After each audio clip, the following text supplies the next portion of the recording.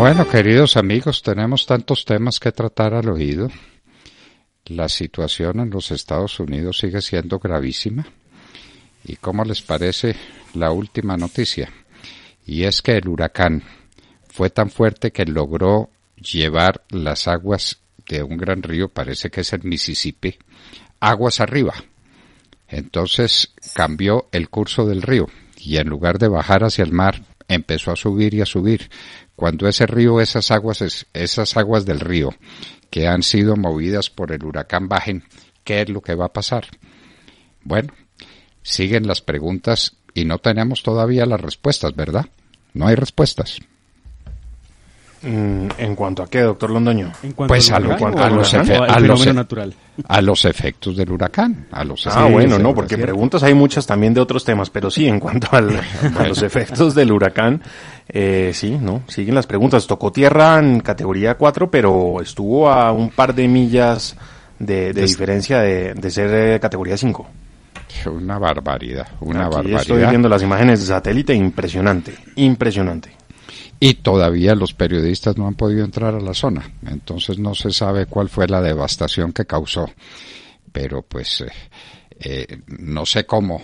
Hay fotografías de edificios donde salían volando los muebles por las ventanas y el que se quedó murió.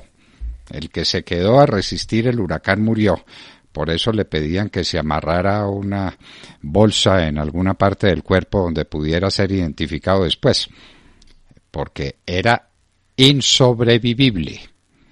Era la expresión que utilizaban, el huracán. Bueno, ¿y cómo les parece la idea de buscar el tesoro de las FARC o el tesoro de la cocaína? Llámenlo como lo quieran llamar. Aquí tiene que haber miles de millones de dólares guardados en alguna parte. Sin lugar a dudas, doctor Londoño, pero sin lugar a dudas. ¿Y por qué no ponen un comisionado de esos desocupados que tienen allá en Palacio? ¿Por qué no le dan a una oficina del Estado el encargo de buscar los miles de millones de dólares del narcotráfico que tienen que estar en algún lugar del mundo? Pero la Fiscalía no había identificado ya eso. No, que iba a haber identificado nada. Desde que Santos acabó con el tema de extinción de dominio. Existe la extinción de dominio en Colombia, pero le armaron una cantidad de arandelas que la hacen impracticable. Desde que acabaron con eso que, doctor Fernando, que usted manejaba, que era la Dirección Nacional de Estupefacientes, esto no funcionó nunca más. Nunca más. Claro que no. Hoy tenemos la Sociedad de Activos Especiales hablando de... que no dice nada ni para adelante ni para atrás. No. Y eso es hablando de los bienes que están en Colombia, además mucho inmueble y mucha cosa. Millones de pesos en inmuebles, en movientes. ¿Y dónde las cuentas en el extranjero? ¿Y las cuentas en el extranjero? Por eso se acuerdan ustedes del debate que le hicieron en el Congreso de la República al gobierno y especialmente al coronel Plazas. Debate feroz que le hicieron. ¿Por qué? Porque estaba pisando los callos, ¿no es cierto? Porque estaba haciendo lo que correspondía, porque le estaba quitando los bienes a la mafia. Es que ese es un tema, señores. Lo único que produce en Colombia desde hace muchos años, pero en grande, es la cocaína. ¿Y dónde está la plata de la cocaína? ¿Por qué no hay alguien que la busque? No me diga pues que van a poner ahora al doctor, ¿cómo se llama? Al fiscal, es que ni me acuerdo. Barbosa. ¿Por qué no ponen a Barbosa a buscar la platica, Santiago? ¿No le parece una buena idea? Pues sí, pero el segundo cargo más importante de la nación no se va a rebajar a eso, doctor Fernández. A ese pequeño detalle. A esa pequeñez. Es que recuerde usted, doctor Fernando, por la paz todo, nos dijeron, ¿no? Por la paz todo. Por la paz todo, empezando por la platica. La paz, pero no me toca la plata. Cuidado, me va a buscar la plata. Y entonces Santos dijo, perfecto. Segundo, no me fumigue. No le fumigo. Tercero, no me bombardee. No me bombardee. Y la paz, ahí la tienen. Las cosas que ocurren todos los días en Colombia. Los desplazamientos, los asesinatos de líderes sociales, los desplazamientos de la gente de sus territorios, las atrocidades que le vemos cometer todos los días a estos grupos insurgentos. Esa es la paz que nos dejó Santos. Pero eso sí, el negocio de la cocaína intacto.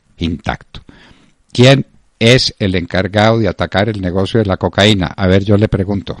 Porque antes era la Dirección Nacional de Estupefacientes que dirigía el Ministerio del Interior y de Justicia. Eso estaba claro. Eso era responsabilidad, en mi tiempo, responsabilidad mía y del coronel Plazas. Y hay que ver cómo cumplimos nuestros deberes, sin dejar acumular bienes. Nos reuníamos una vez al mes y decíamos, hay tantos bienes que se incautaron y que hay extinción de dominio, porque la extinción de dominio era casi automática. Hay que ver las sentencias que dictaba la doctora Sara Magnolia Salazar, a quien este gobierno ha ignorado olímpicamente. Tal vez porque es recomendada de la hora de la verdad. Tal vez será ese el motivo.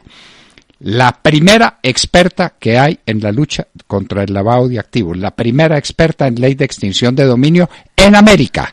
Recorre América entera, dictando conferencias y poniendo en marcha los mecanismos de extinción de dominio en todas partes, menos en Colombia. Pues porque es eficiente. Eso funcionaba. ¿Y ahora dónde funciona? Yo le pregunto, ¿dónde funciona? No. Es que no funciona, doctor Fernando, y no va a funcionar. Pero permítanme cambiarles de tercio, doctor Fernando. Entonces ya tenemos hoy elección de procuradora y tenemos elección de magistrados de la Corte Constitucional. Y yo sí quisiera pues compartir con nuestros oyentes de Mar cómo va todo esto. Un datico antes de irnos a ese, perdónenme sobre el tema de las FARC, para que ustedes vean la magnitud del problema. Presuntamente, porque es que aquí no se sabe nada, presuntamente 30,000 pesos de bienes recibidos, que no sabemos dónde están, por parte del gobierno, esto obviamente gobierno Santos, para ser monetizados y servir de reparación de las FARC. 30,000 millones de pesos, doctor Fernando, que usted que sabe bien del tema, no es absolutamente nada comparado con... Pero si es que 30,000, esos son 8 millones de dólares, eso no es nada. Sí. Esos son centavos, hombre, son centavos, eso es menuda. Pero mire la incapacidad o la inoperancia, si me permiten ese término, inoperancia.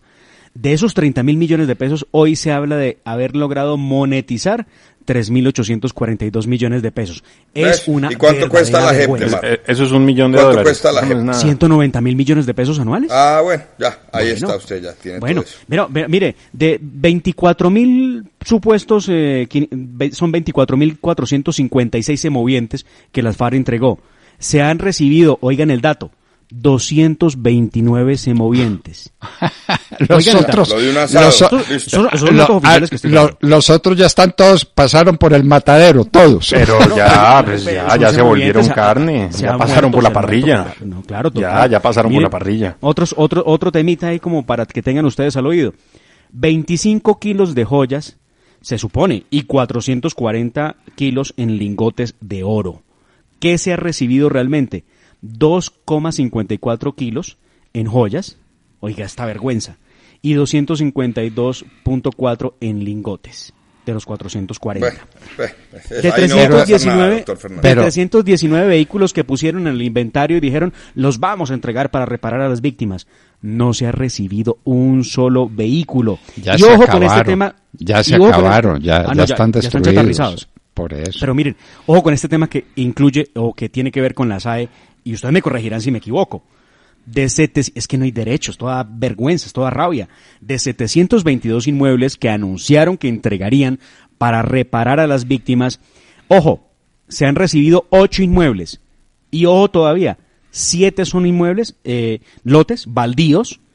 Solamente es decir, de la nación. De la nación, sí señor. Sí. Y solamente uno sirve para reparar víctimas. Bueno, ese es el precio de la paz. Pero eso es menuda.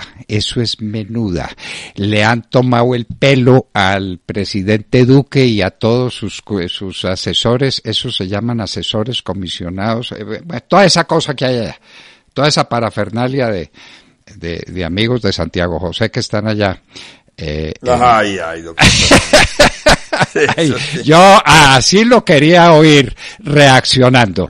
Bueno, no han servido para nada, no han hecho nada, pero ¿por qué no buscan el tesoro de verdad, el tesoro grande? Es que estamos hablando de muchos miles de millones de dólares. A este país pobre, qué bien le vendría la noticia de que le aparecen 30 o 40 mil millones de dólares. Ahí sí para hacer desarrollo económico, ahí sí para salvar empresas, ahí sí para el desarrollo del país. no, eso no los buscan. No los buscan. ¿Dónde está el tesoro de las FARC? ¿Dónde está el tesoro del narcotráfico? Volvemos a preguntar.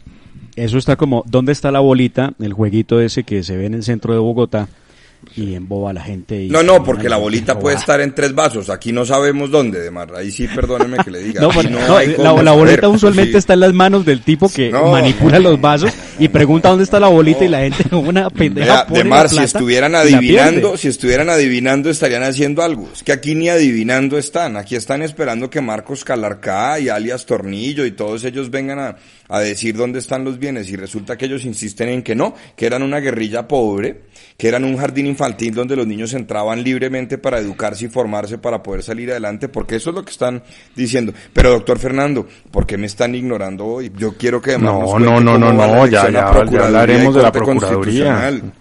Hablemos de eso y yo después de eso les cuento también de otra plática que se perdió, pero hablemos de eso. Pues vea, les cuento una cosa. Ayer hubo movimiento fuerte, fuerte es un decir, porque el movimiento lo estaba provocando el expresidente Andrés Pastrana con las solicitudes al presidente de la República para que bajara de la terna a Margarita Cabello como su candidata a la Procuraduría, lo que ya no sería una terna sino un dúo para escoger el candidato a la Procuraduría. Pero pues resulta que no terminó en nada, realmente nadie le tomó la caña, nadie le ha dicho, bueno, sí, vamos a evaluarlo, ningún partido han dicho, bueno, nosotros ya tenemos unos compromisos, ya leímos unos comunicados, vamos a votar por Margarita Cabello, así que esta tarde es absolutamente posible y probable, altamente probable, que quien quede en la Procuraduría sea la doctora Le Margarita quiero contar Cabello, una cosita al oído. ¿Quiere que le cuente una cosita al oído? Señor. Sobre las andanzas en un sentido y en otro de Margarita Cabello, especialmente en la Corte Suprema de Justicia, nos han prometido revelaciones de esas que infunden tanto miedo, y las daremos a conocer. El nombramiento de esta señora o la elección de esta señora es irreversible, pero a quién van a elegir se los contaremos en su oportunidad. Eso se lo cuento al oído sí, se lo cuento. Sí. Y hoy también se elige Corte Constitucional, ¿no, Demar? Hoy también se elige magistrado de la Corte Constitucional y ahí hay varias cosas para reemplazar a un gran magistrado de origen conservador, ¿no?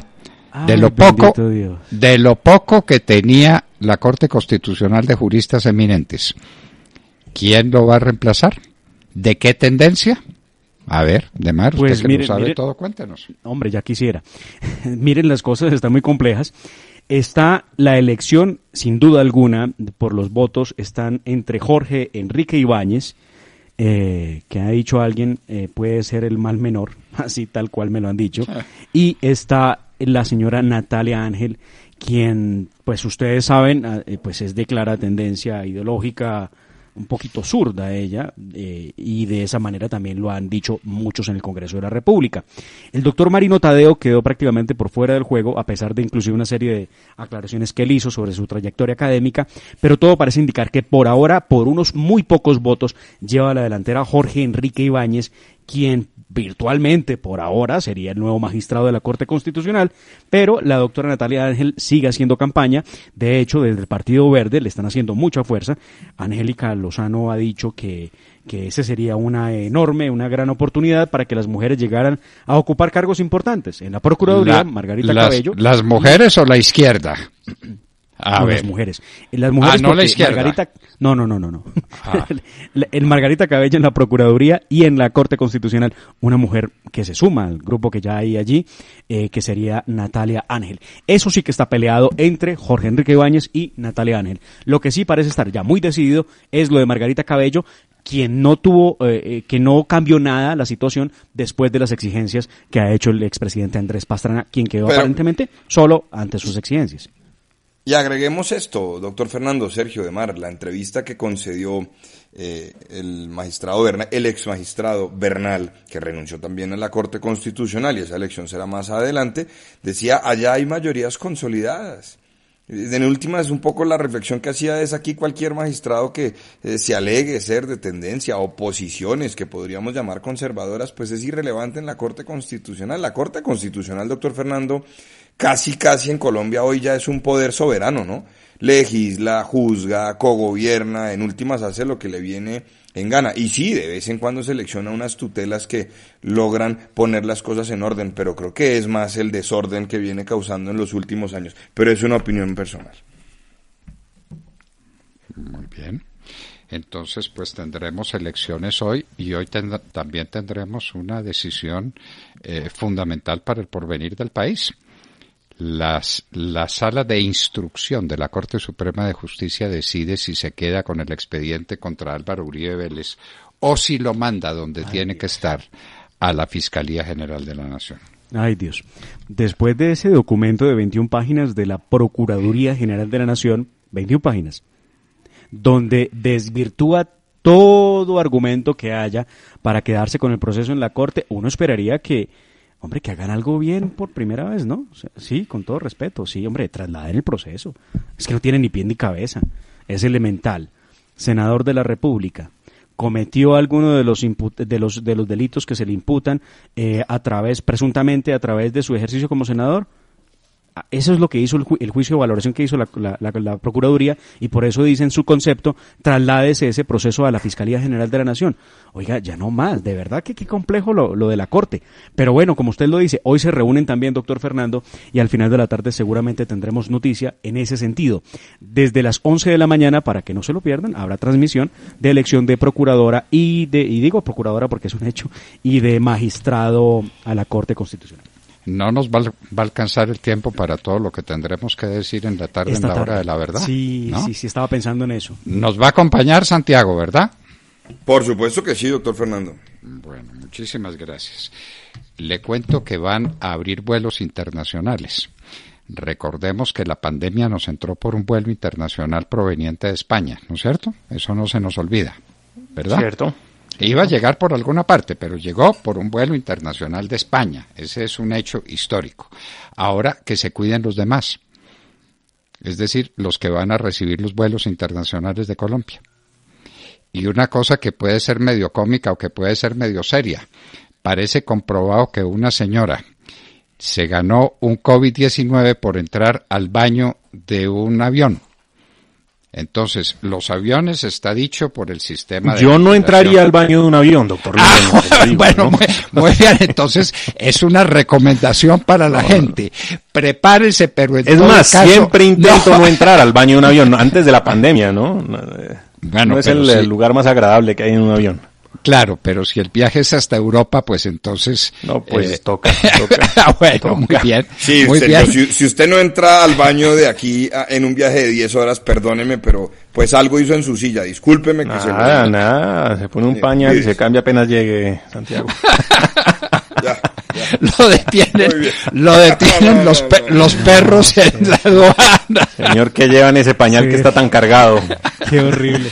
No, Sergio, qué Pero horrible. mire, yo sí quiero decir una cosa. Aquí a México ya han llegado vuelos desde Europa. Son vuelos Gasparín, como les llamamos, fantasmas, porque vienen una persona por hilera de sillas, porque sí hay mucho control. Entonces, en un vuelo de, no sé, Sergio sabe más de esto que yo, 220 pasajeros o algo así, están llegando 40 o 35 o lo que sea. Que eso no es rentable para una aerolínea, ¿no? Los precios están, digamos, al doble o lo que corresponda, pero debo decir que sí hay muchísima seguridad o bioseguridad, como lo llaman, y hay una cantidad de detectores y de pruebas antes de ingresar al país. Yo creo que se puede hacer si se hace bien, pero pues eso requiere tener mucha firmeza en las decisiones. Vamos a ver qué pasa, pero yo sí personalmente, permítanme discrepar, sí creo que ya toca abrir fronteras y guardar todas las medidas y hacerlo bien. Y no, pues esas cuarentenas en su momento, doctor Fernando, donde lo que hacía la gente era salir a tomar gaseosa alrededor del lugar donde los tenían. Pero es que ya nos toca abrir, doctor Fernando, es que no hay otra opción.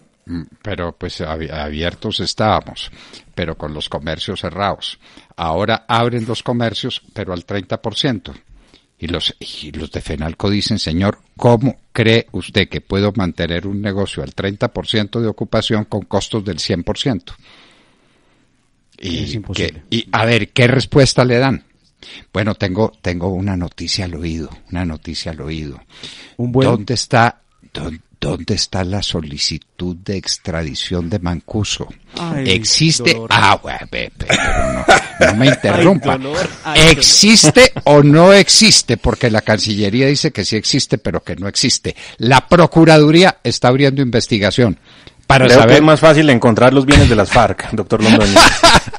No, más fácil la vacuna. Hombre, por Dios, hombre, Andrés Felipe Arias, que no cometió ningún delito, un hombre pulcro, que no se robó un peso, que no le hizo mal a nadie, extraditado a Colombia y está preso.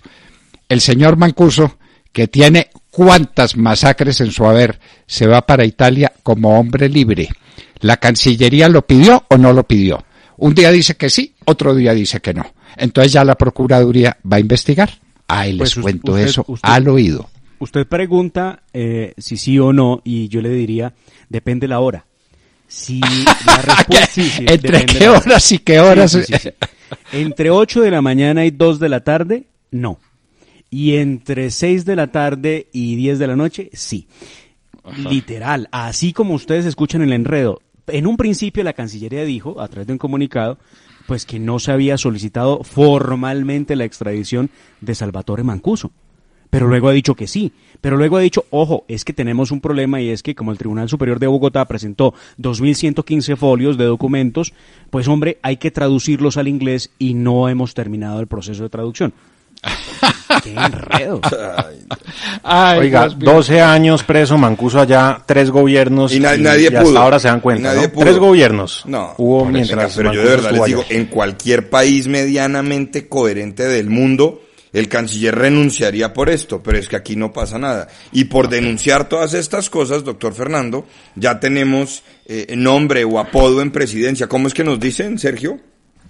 ¿Cómo es que nos tienen clasificados en presidencia? Nos tienen clasificados, ¿no? Es que salió el listado que hizo Dubrans, que es una consultora de comunicaciones contratada por Presidencia de la República, y entonces tienen un listado que está dando mucho de qué hablar el día de hoy, que se ha hecho público, en donde pues se consolidan los influenciadores en Twitter en el país. La cuenta de La Hora de la Verdad aparece en este listado y bueno, digamos que podríamos ver que hacemos un trabajo interesante porque en todos los meses, desde junio y hasta diciembre del año pasado, nos evalúan como neutro. Hay tres rangos, neutro, positivo o negativo, y ellos han evaluado los trinos de La Hora de la Verdad y a todos les han puesto neutro.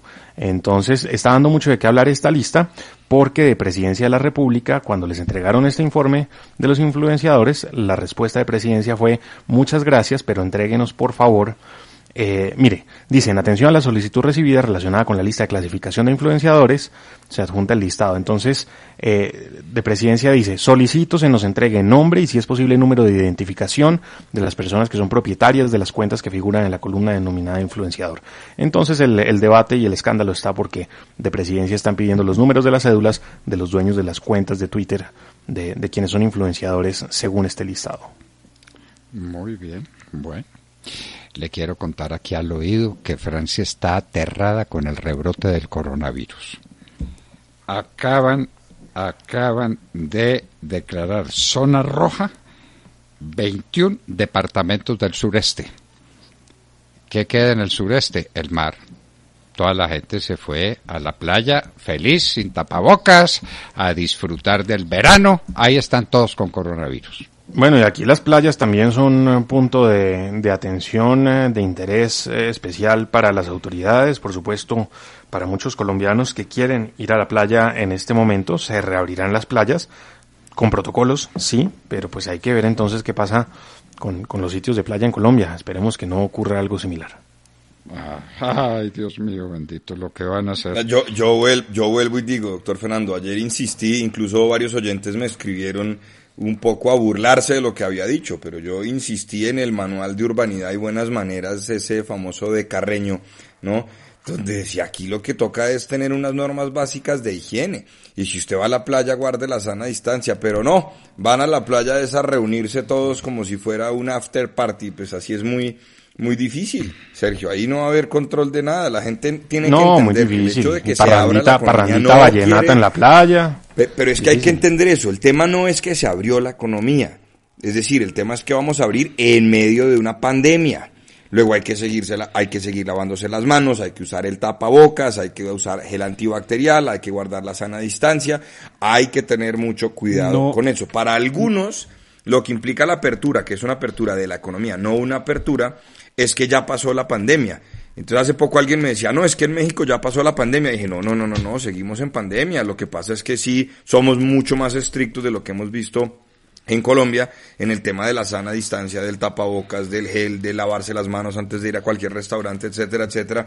Y esas normas básicas de higiene son la mejor arma que hoy tenemos contra ese maldito virus. Pero si la gente va a seguir pues yendo a comer sin lavarse las manos y quitándose el tapabocas que para respirar, haciendo una fila para ingresar a un banco, pues ahí sí no va a haber cómo enfrentar esa pandemia, Sergio, es que no va a haber cómo. No es que el COVID hubiera desaparecido, sino que ya hay camas para poder atender a más personas. Eso sí, eso sí. Bueno, les cuento pues que han dicho que los restaurantes quedan abiertos, ¿no? Pues le quiero contar que en este momento no hay pilotos de restaurantes a cielo abierto. Dicen en Bogotá, Luis Ernesto Gómez, secretario de Gobierno. Ay, Bogotá, 2 pasos para adelante, 3 para atrás, 5 para adelante. Siguen funcionando a domicilio como venían. Pero entonces la alcaldesa está muy preocupada porque Rappi tiene utilidades y entonces le quiere poner impuestos a Rappi. En castigo por haber permitido que esta ciudad funcionara. Por haber ayudado a la gente a abastecerse de bienes de primera necesidad, de alimentos. Es que no pueden ver una cosa que funciona porque ahí le caen encima, como al comercio por internet. Entonces hay que caerle encima, pero imagínese usted, si está funcionando. Claro, y hace poco, en una sesión que tuvo Diego Molano, secretario de la Presidencia, con varios comerciantes, bueno, todo ese equipo de la Presidencia, hubo una líder gremial, no recuerdo si era de Fenalco o no, pero era una líder de un sector particular por allá en Unilagua, hacía esta reflexión. Doctor una comerciante, decía, sí. Ustedes van a estos pequeños comercios y ustedes van a ver que tenemos máximo 2 empleados. 2, tenemos toda la sana distancia y decimos dónde tiene que ubicarse la gente para garantizar que podamos evitar el contagio. Tenemos gel antibacterial, tenemos los medidores de temperatura, etcétera, etcétera.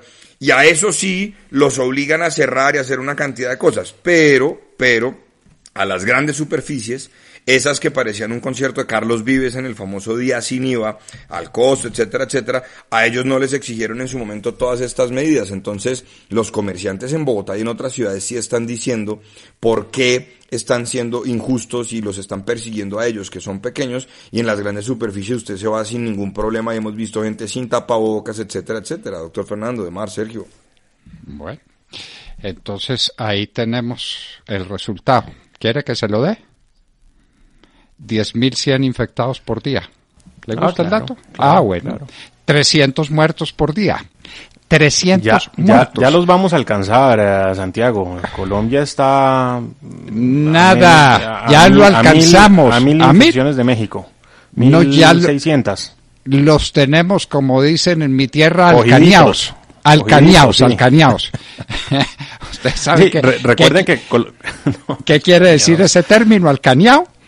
Cuando una persona viene detrás de uno pisándole el zapato en el tobillo. Respirándole en la nuca. No, pisándole el zapato. Eso se llama alcañar. Entonces los tenemos alcañados, pero con la mitad de la población, ¿no?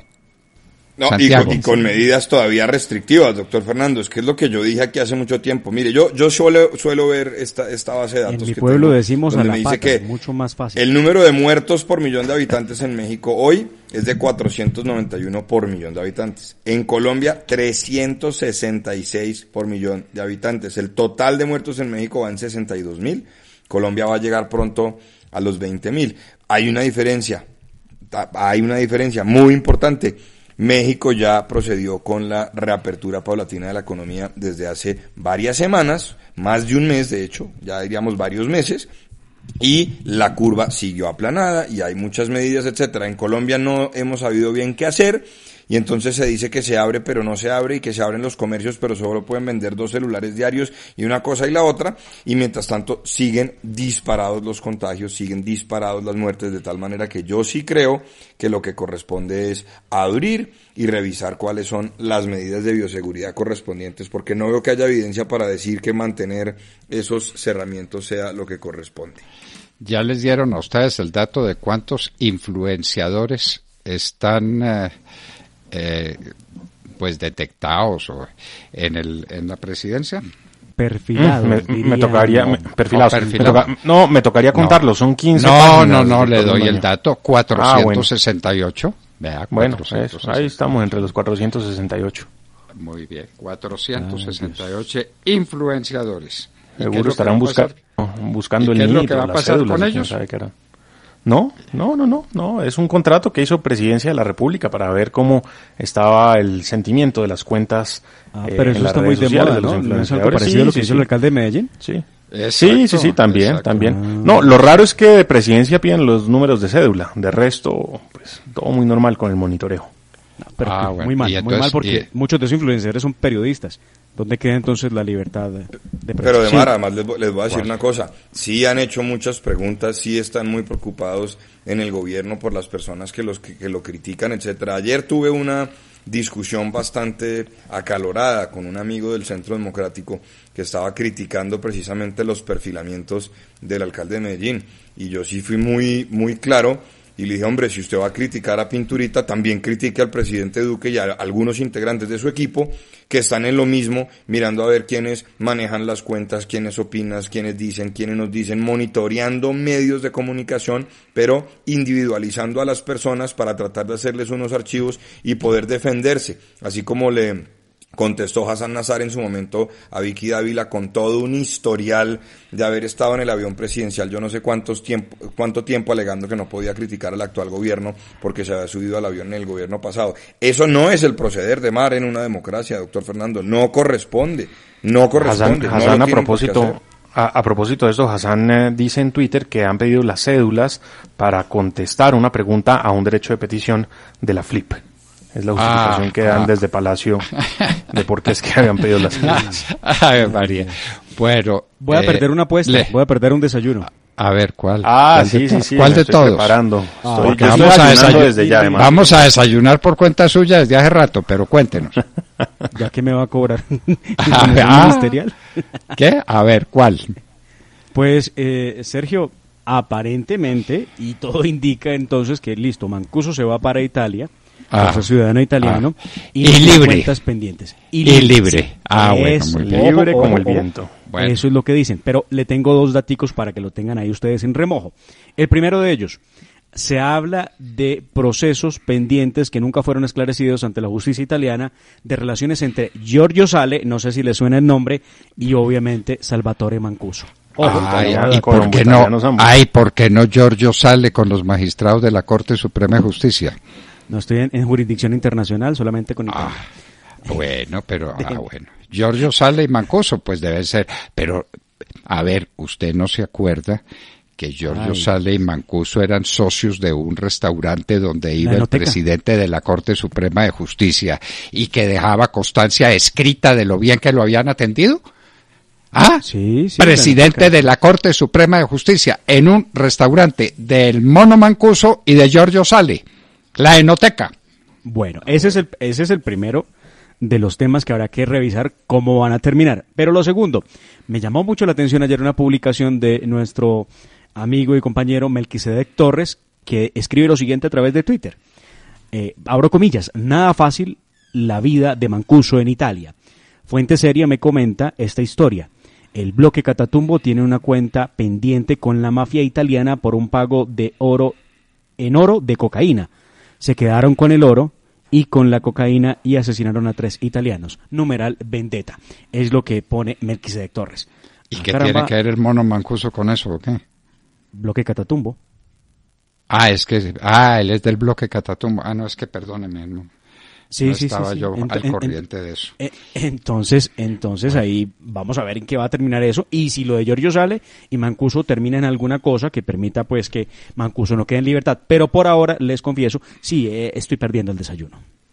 Muy bien, uno de los desayunos. Bueno, por segunda semana consecutiva, solicitudes semanales de subsidio por desempleo superaron el 1.000.000 en Estados Unidos. De manera que Trump venía muy orgulloso porque estaban bajando, porque habían tenido éxito sus medidas de recuperación de la economía. Ahí tiene esta noticia cuando están en plena convención republicana. ¿Sabe una cosa interesante en la convención republicana?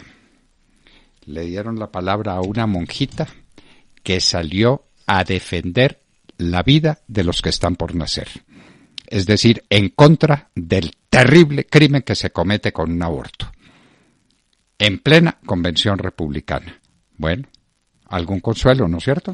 Y diciendo algo que es cierto además, Donald Trump es el presidente más, si me permiten esa redundancia, porque uno no es ni más ni menos pro vida, pero ha dicho más pro vida que ha tenido los Estados Unidos. No hay duda de eso. ¿Recuerdan ustedes el gran discurso de hace unos cuantos meses, verdad? 8 meses o cosa por el estilo, en diciembre, si mal no estoy, donde hablaba del valor de la vida precisamente. Interesante. Bueno, y una noticia que tiene mucha lógica. Los restaurantes en Estados Unidos no pueden encontrar trabajadores. Es que se necesita coraje para ser trabajador en un restaurante, ¿no es cierto?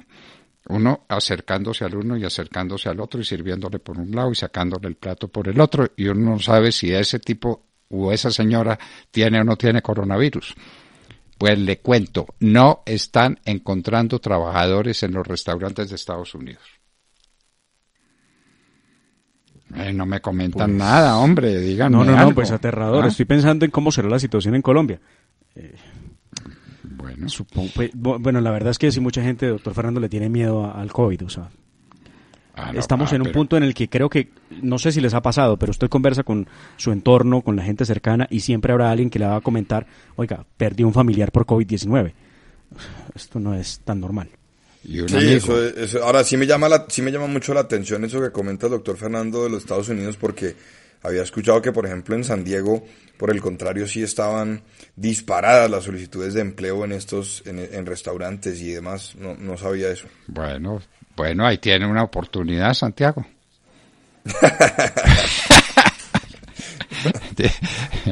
Pero, ¿de cocinero o de maître? ¿Cómo es la cosa? De maître, la verdad es ser mejor mesero por las propinas, doctor Fernando, eso sí.